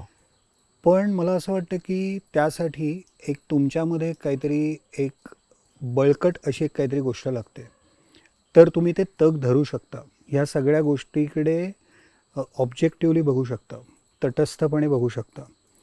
आणि मला असं वाटतं, जेवढं माझं रीडिंग जेवढं आहे, की त्यामध्ये तुमचं दोघांचंही आपापलं कलाकार असणं हे खूप महत्त्वाचा त्याच्यामध्ये भाग असेल असं मला वाटतं. तर ह्या सगळ्या प्रवासामध्ये तुमच्यामधले कलाकार तुम्हाला कशी साथ देतात? बापरे, मला असं वाटतं संपदा जास्त छान. म्हणजे तू बोल, त्यातनं मला काही सापडेल. मला स्वतःला जरा मला वाटतं मन जगलं की शरीर जगतं असं वाटतं. वा. तर कलावंत हा कलेत राहिला तर तो स्वतःच्या मनाला खत पाणी छान घालत असतो आणि त्याला विस्तीर्ण करत असतो. म्हणजे मी नृत्य करते तेव्हा मला आनंद होतो, मी कविता करते तेव्हा मला आनंद होतो, आणि तो कुठल्याही बाहेरच्या गोष्टीवर अवलंबून नसतो. तो माझ्याच, म्हणजे मी कमर्शियल आर्टिस्ट म्हणून नाही विचार करते, फाईन आर्टिस्ट म्हणून विचार करते. तर त्या अँगलनी मला या आता नवीन सुरू केलेल्या आयुष्याकडे बघतायत. म्हणजे माझ्या घरी आली व्यक्ती की त्याला कुठली सौंदर्य दृष्टीने मी तयार केलेली वस्तू हातात देईन की जे बघून त्याला आनंद होईल. मग त्याच्यात तुला जसा स्वागताला गुच्छ दिला तो असेल, मी काढलेली रांगोळी असेल, आम्ही घरात छोट्या मोठ्या लटकवलेल्या किंवा चिकटवलेल्या किंवा कोरलेल्या गोष्टी असतील, या वाटतात खूप सूक्ष्म गोष्टी, पण याने विणत जातो आपला त्यातला जो प्रेमाचा भाव आहे ना तो विणला जातो असं मला वाटतं. त्यामुळे मी जेव्हा तिकडचं शहरातलं काट्यावर धावणारं जे आयुष्य आहे ते सोडून इथे आले, तेव्हा असं वाटलं की एक संथ आयुष्य सुरू झालंय.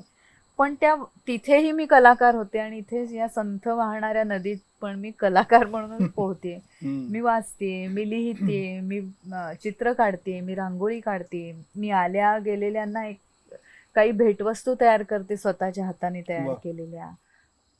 ही अशी माती भुसभुशीत ठेवायला, आता मी थोडी शेतकऱ्यासारखी भाषा बोलायला लागलोय एक दिवसात. काय वाचता, काय ऐकता, काय पाहता? मी जी पुस्तक वाचतो ती जास्ती त्यातलं विज्ञान समजून घेणार आहेत. मला ते आवडतं, मनापासून आवडतं. मला ललित थोडं कमी झेपतं. बायको इतकं सुंदर लिखाण करणारी असली तरी सुद्धा मी तिचा शेवटचा वाचक असतो बऱ्याच वेळा. पण तिच्यामुळे मला पूर्ण नाही, पण तिच्यामुळे मला ते विषय कळतात. कित्येक वेळा तिला मला बाळबूतपणे असं नाही येते, त्याचं हे नातं आहे असंही समजावायला लागतं. मी पूर्ण नाही, म्हणजे मी तिच्यासारखं एक अखंड पुस्तक घेऊन वाचत नाही बसू शकत. पण समोरची आपली जी लायब्ररी आहे, आपण सकाळी ते बोललो बुद्धी, त्याच्यातली अर्धी पुस्तकं हिच्या नादानी आलेली आहेत, अर्धी पुस्तकं माझ्या नादानी आलेली आहेत. आणि मला कंटिन्युअस रीड नाही करता येत. मला माझं बिंज रिडिंग असतं. मी या विषयातनं त्या विषयात घुसतो, त्या विषयातनं त्या विषयात घुसतो. पण संपदा मात्र खूपच अखंड वाचत असते.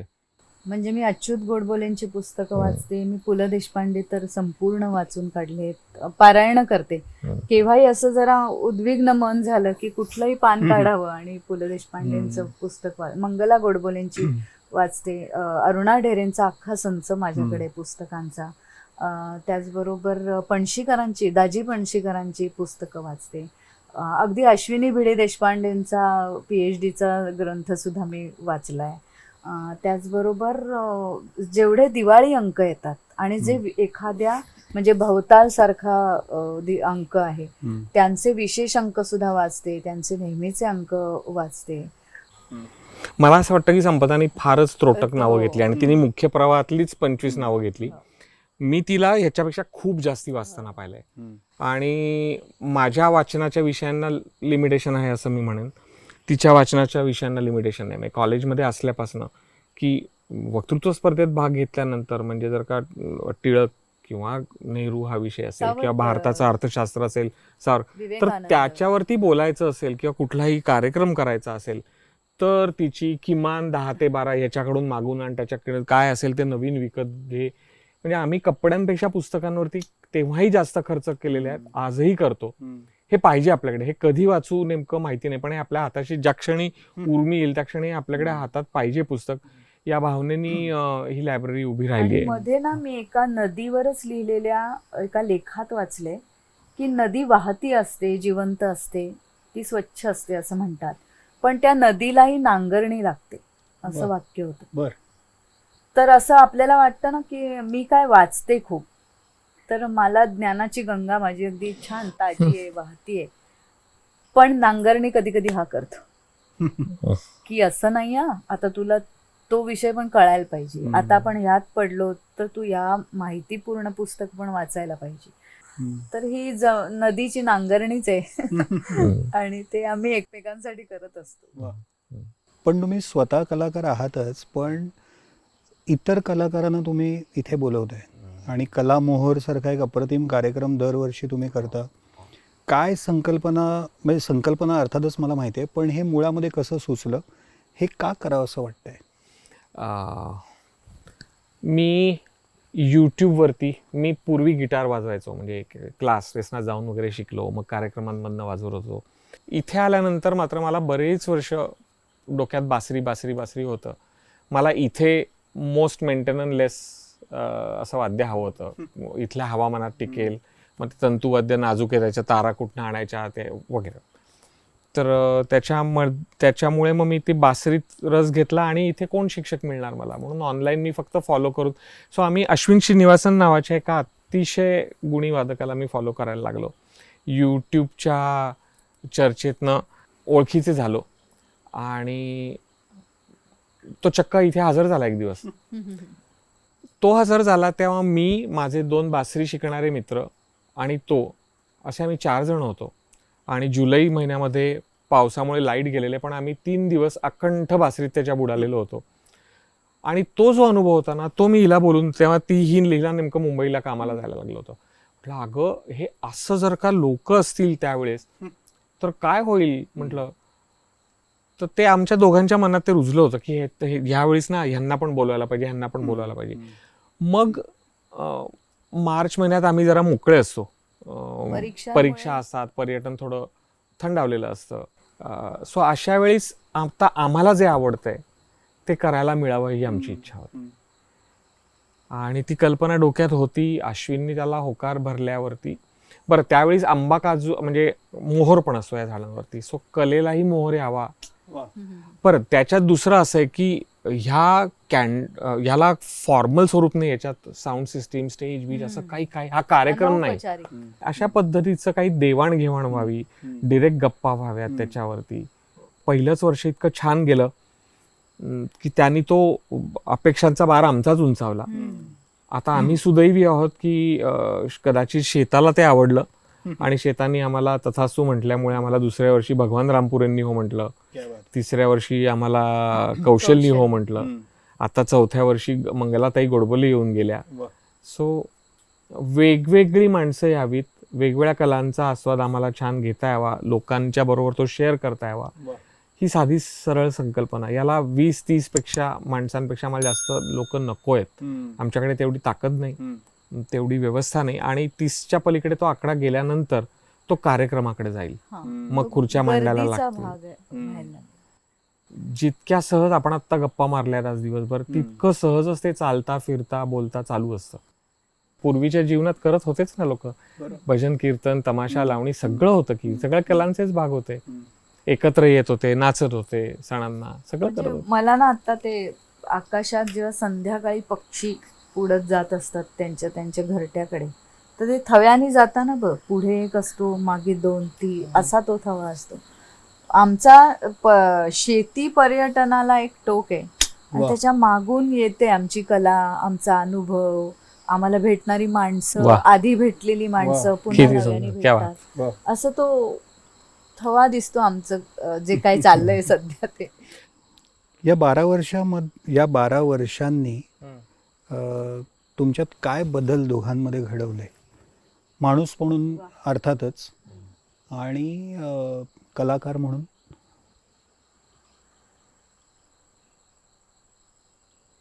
मी कलाकार म्हणून मी कायम अप्लाइड आर्टचं कास धरून चाललोय. त्यामुळे मी त्याला, ठीक आहे ती कला आहे, 65वी कला मानली जाते जाहिरात कला, पण ती अप्लाइड आर्टच आहे.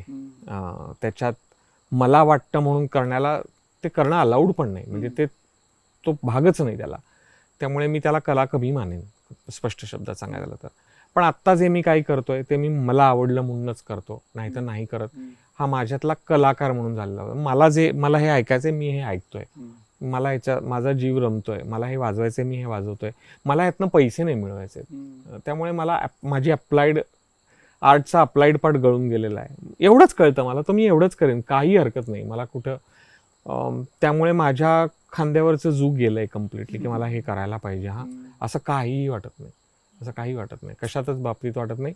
माणूस म्हणून पण माझ्यात तो मोठा बदल झाला आहे की माझ्या खांद्यांवरचं ओझं नाहीसं होऊन 12 वर्ष झाली आहेत आता. म्हणजे मी सगळ्यात जास्त काही एन्जॉय केलं असेल तर ते कोणी माझ्यावर लादलं नव्हतं, माझं मीच घेतलं होतं. मी त्याबद्दल कोणालाही दोष देत नाही. देवाची कृपा आहे की ते मला झुगारून देता आलं. मी माझे कष्ट, मी काही केलं वगैरे असं काही मानत नाही, पण ते मला झाडापाना फुलांनीच ती ताकद दिली असेल, आणि त्या सगळ्यामध्ये ईश्वर आहे म्हणून ईश्वराचे आभार की त्यांनीच केलं हे. तर ते विना विना ओझ, विना ताण जगता येणारा माणसाचा प्रवास शेताने घडवला. 12 वर्षांनी मला काय दिलं ते मी सांगतेच, पण मला एक आठवण सांगायची की राहुलला जसं त्याच्या आईबाबांनी छान लहानाचं मोठं केलंय, तसं त्याच्याकडे एक काकू होत्या त्याच्या, आणि त्यांनी त्याला विशेष जीव लावून लहानाचं मोठं केलंय. आणि त्यांच्या डोळ्यात ना मला नेहमी जसं मांजरीच्या बुबूच्या डोळ्यात मी बघते ना की मला या बदलत काही अपेक्षा नाहीये, पण मला प्रेम करायचंय, असं मी त्यांच्या डोळ्यात पाहिलंय. तर त्यांची जी कृतज्ञता आहे ना ती मला निसर्गात दिसते, की त्या झाडाची काही अपेक्षा नाहीये, पण आमची त्या झाडाकडनं अपेक्षा आहे. तर आपल्याला असं होता येईल का, काहीही अपेक्षा लोकांनी आपल्याकडनं न ठेवताही आपण प्रेम करू शकू का, आणि प्रेमाच्या बदल्यात प्रेमच देऊ शकू का. आणि मी अंधाराची भीती घालवली, मी प्राण्यांची भीती घालवली, मी माझा प्रेमाचा कप्पा प्राण्यांचा जो विशेष ठेवला होता, जो मी निग्लेक्ट केला होता किंवा भीती वाटत होती, तो ओपन झाल्यावर मी जास्त चांगली यशोदा झाले असं मला वाटतं. या 12 वर्षात मला मातीत राहून खरं कशाला मूल्य हेच समजलं.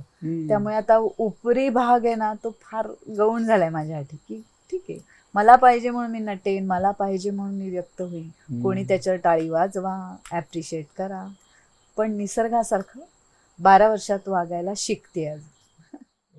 क्या बात आहे. वा. मला नेहमी असं मनामध्ये असा एक प्रश्न येतो की तुम्ही शहर सोडल्यानंतर तुम्हाला शांतता तुमच्यात येते किंवा तुम्ही शांत होता असं जनरली म्हणतात. तर शांततेचा जागेशी संबंध असतो की मनाशी?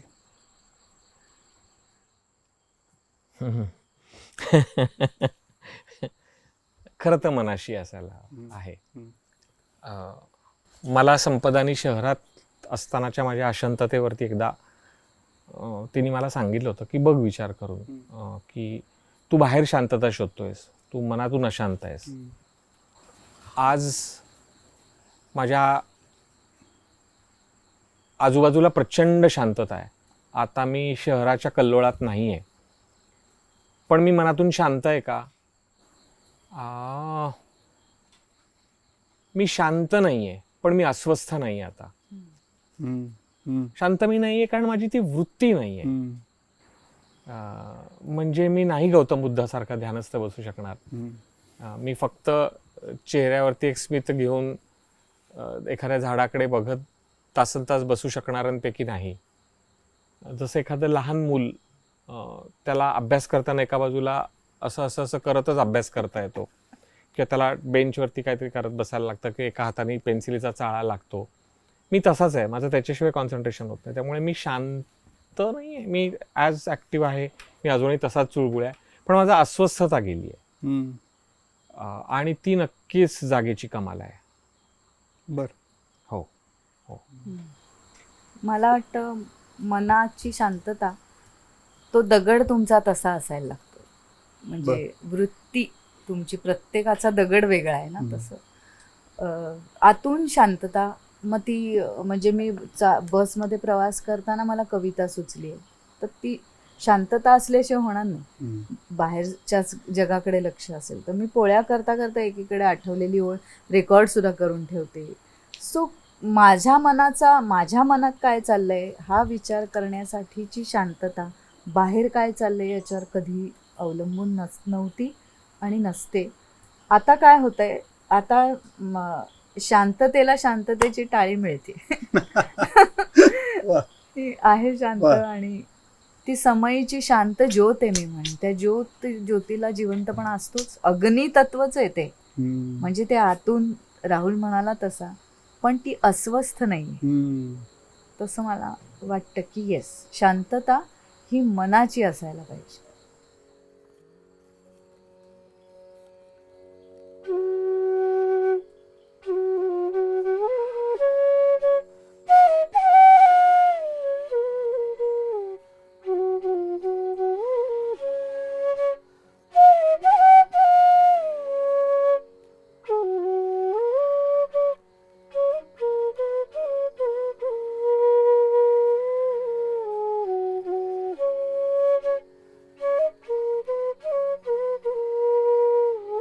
दिवस सरला.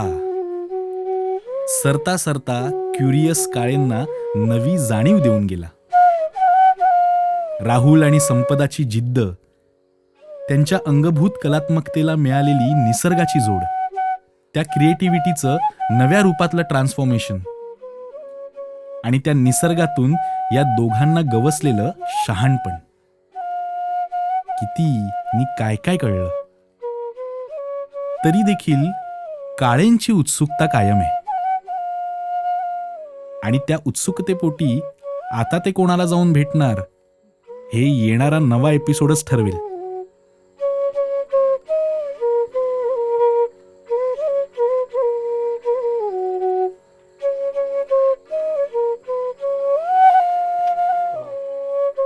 नव्या माणसांबद्दलचे नवे प्रश्न घेऊन हा क्युरियस काळे नव्या प्रवासाला निघालाय. And you all are welcome to join him.